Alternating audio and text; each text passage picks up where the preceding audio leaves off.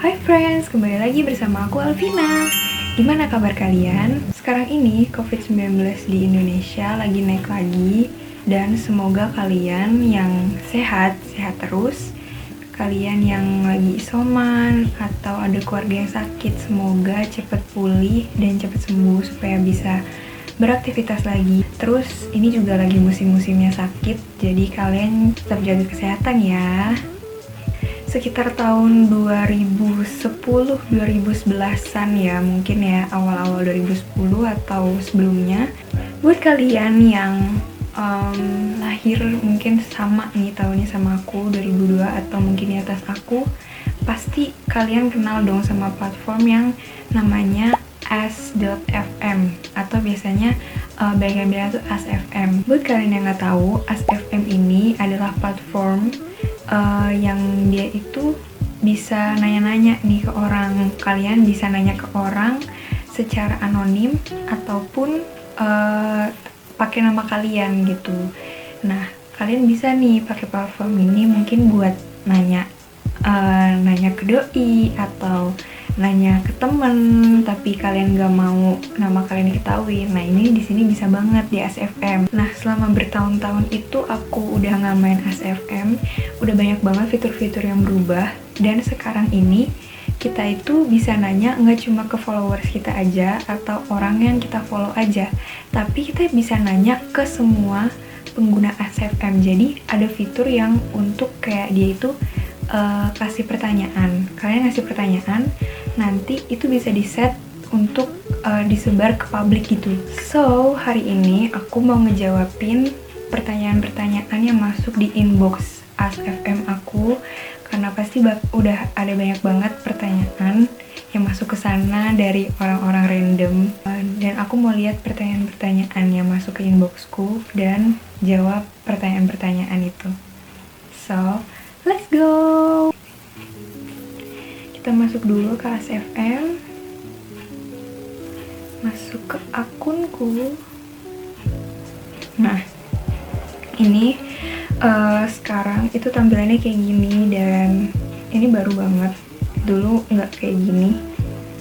Dulu lebih kayak masih minimalis gitu lah. Sekarang ini udah mulai banyak pilihannya di sini. Di sini ini ada notification, terus ini questions. Nah, ini ada friends, ini profile. Oke, sekarang coba kita buka pertanyaan-pertanyaannya. Ini udah ada banyak banget pertanyaan baru yang less than a minute ago, 1 minute ago, 3 hours, yesterday. Nah, coba kita lihat dari paling bawah. Paling bawahnya tahun berapa? Over 1 year ago. Oke. Nah, ini udah paling bawah. Oke. Kita mulai dari pertanyaan paling bawah ya nih. Oke. Jadi pertanyaannya adalah, kalau kamu jahatin orang, bales nggak? Kalau dijahatin orang, enggak deh kayaknya. Kan ada nih ya kata-kata, perlakukan orang lain sebagaimana kamu ingin diperlakukan. Nah, kalau misalnya mereka, menurutku ya, kalau misalnya mereka ngejahatin kamu, ya itu pilihan mereka kan, berarti mereka pengen ngejahatin kamu. Kalau kamu baik ke orang lain juga akan baik gitu ke kamu. Nah, kalau misalnya kamu dijahatin sama orang, kamu bisa kok berlaku baik ke dia, nggak perlu kayak membalas perlakuan jahat dia atau gimana pun. Tapi nggak semua orang kayak gitu ya, tergantung sama pemikiran orang masing-masing gitu. Kalau aku kayak gitu. Oke, next. Menurut kalian remaja itu apa sih? Kalau menurutku, ya pendapatku. Jadi bisa salah, bisa benar. Menurut aku, remaja itu adalah semacam masa transisi dari anak-anak menuju dewasa. Masa remaja ini masa transisi, jadi dimana kalian dari anak-anak yang lugu, yang masih bergantung sama orang tua, itu mulai harus bisa belajar pelan-pelan untuk mandiri. Kalau di masa remaja ini aja kita nggak bisa mandiri atau nggak bisa rely on ourselves, maksudnya mengandalkan diri kita sendiri, gimana nanti pas kita udah dewasa gitu, pasti akan berpengaruh banget. Dan masa remaja ini kan juga masa labil-labilnya ya, dan kayak pasti akan banyak banget pengalaman, experience, mau yang baik mau yang buruk yang kalian alamin dalam hidup. Masa remaja ini tuh bener-bener yang ya pasti akan shock banget untuk kita yang baru bertumbuh ya. Oke, jadi kesimpulannya, masa remaja buat aku yang pertama adalah masa transisi dari anak-anak menuju dewasa, yang mana kalian tuh mempersiapkan diri gitu loh untuk menjadi dewasa di masa remaja ini. Kedua, masa remaja ini menurutku adalah awal kalian udah mulai memutuskan nih kalian maunya apa dan kalian nanti mau jadi apa pas udah gede gitu. Apakah kamu alergi terhadap sesuatu? Enggak kayaknya.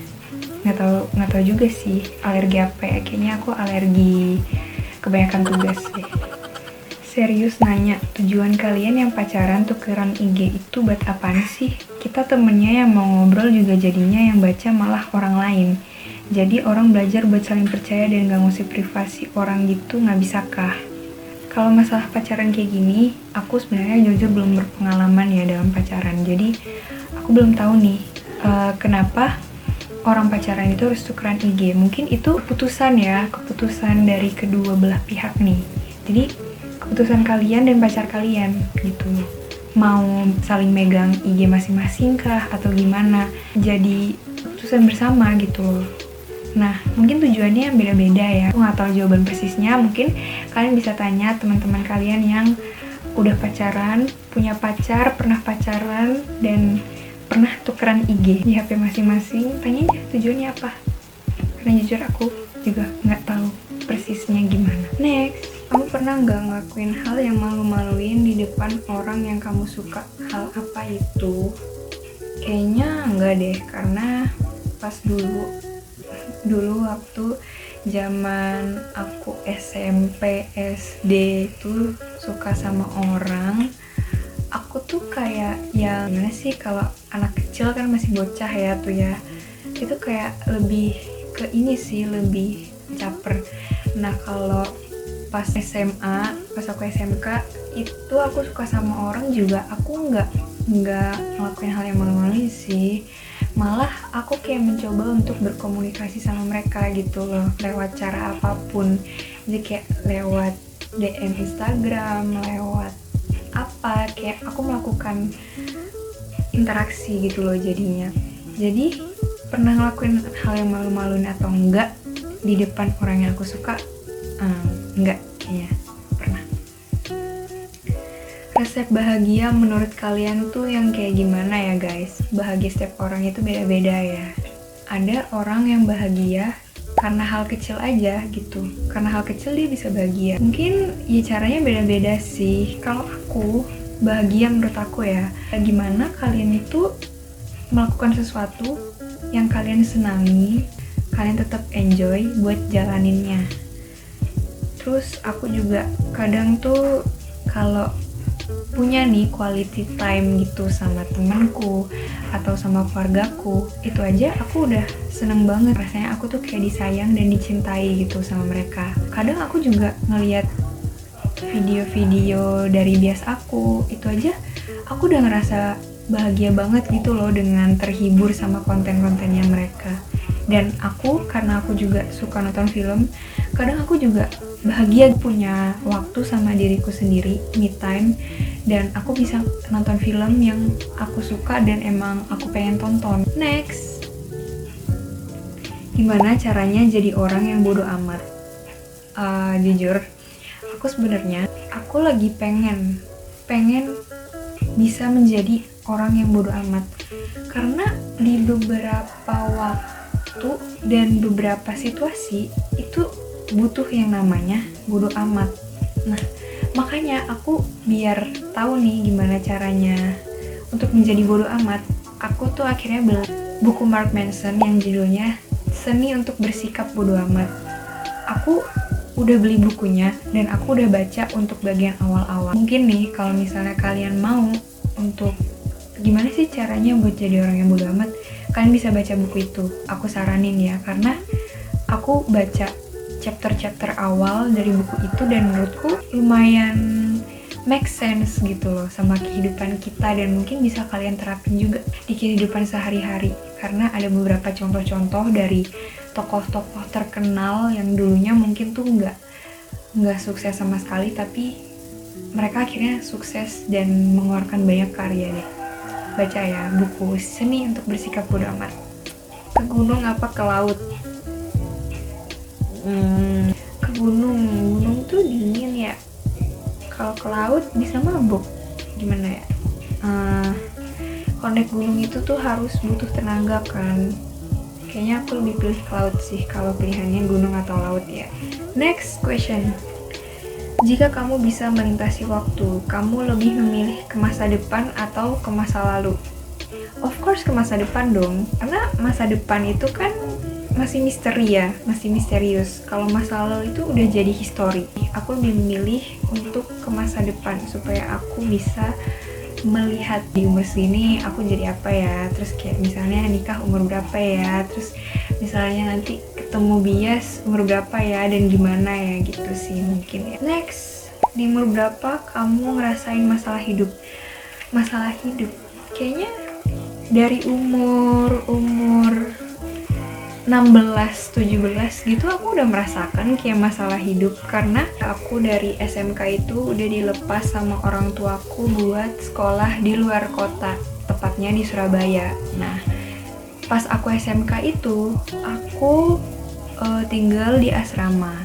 Nah, kalian kebayang dong kalau di asrama kan gak ada orang tua ya. Dari situ aku mulai merasakan kayak masalah hidup, dan aku mulai belajar juga buat oh ternyata gini ya kalau hidup sendiri gitu loh. Oh ternyata gini ya kalau hidup nggak sama orang tua, hidup tinggal jauh dari orang tua. Dan jujur masalah hidup tuh udah mulai banyak banget nih aku rasain dari umur 17 tahun. Nah waktu 17 tahun itu aku magang kan, dan jadilah aku kerja selama 6 bulan di sebuah hotel yang udah interview aku dan aku keterima. Nah dari situ aku merasakan kayak oh ternyata kerja itu nggak gampang ya, ternyata kerja itu harus kayak gini, dan ternyata cari uang itu susah ya. Jadi segala bayangan aku waktu masih kecil yang ingin jadi dewasa, pengen cepet gede biar cepet bisa cari uang sendiri, itu bener-bener susah banget, dan aku relate di saat itu juga. Ya, memang hidup itu susah, hidup itu berat banget, tapi gimana caranya kalian itu mencoba untuk bertahan dan ngatasin semua kesulitan itu. Dan kalau misalnya kalian mungkin emang capek banget, kalian istirahat gitu. Mungkin gampang sih ngomongnya ya, cuma dipraktikinnya akan susah. Nah, dan kalian juga butuh, of course kalian butuh banget orang-orang di sekitar kalian untuk menyemangati kalian gitu. Kalian butuh banget yang namanya support system. Next, jika ada yang membuatmu kecewa, apa yang akan kamu lakukan? Ada yang, maksudnya ini orang lain yang bikin aku kecewa, apa yang akan aku lakuin? Kalau orang lain buat aku kecewa, aku gak akan kasih kepercayaan aku sebanyak yang aku kasih waktu percaya sama mereka di awal. Pasti akan aku kurangin porsinya, dan aku akan kayak lebih mungkin lebih berjaga atau lebih mengingatkan diri aku juga harus hati-hati gitu loh untuk berikutnya biar gak kecewa lagi. Mungkin itu sih kalau aku. Next, pilih mana, jadi orang baik atau jadi orang jujur?